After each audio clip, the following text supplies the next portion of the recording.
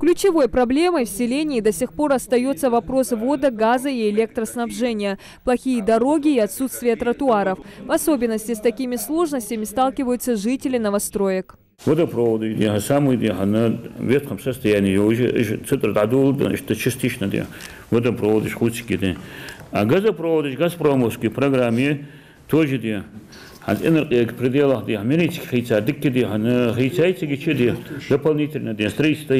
На встрече также поднимались вопросы благоустройства улиц и спортплощадок. До сих пор программу «Комфортная городская среда» в Псидах не включали из-за несоответствия критериям требований. После решения этих вопросов селение пополнило список участников проекта, благодаря чему до конца года ожидается благоустройство улиц Нуродилова и Школьная. Основной критерий наличия муниципальном образовании многоквартирных домов.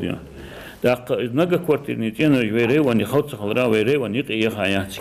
новые четырехквартирные, южные, 8-квартирные, считали аварийные дорожки,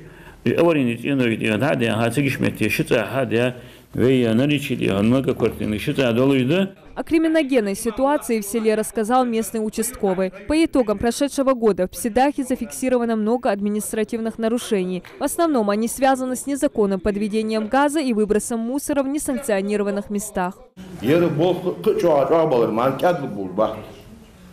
Один раз незаконное подключение выявить, что нарушение наказать, уже по новому закону уголовное дело возбуждать. Второй раз подключить сюда, а газ, свет, вода, ничего разницы нет. Уголовное дело возбуждать, минимальный наказание 30 тысяч, колонии поселений до 2 лет лишения свободы.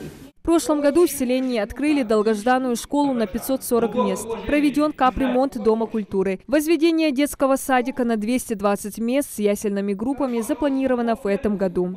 Бежевое дело. Единственное, ждем изыскания, должны там приехать, провести изыскание брута. После этого, наверное, начнут строительство. На таких собраниях важно присутствие представителей всех социальных учреждений села и молодежных активистов. Ведь в первую очередь о благосостоянии своего селения должны думать сами жители.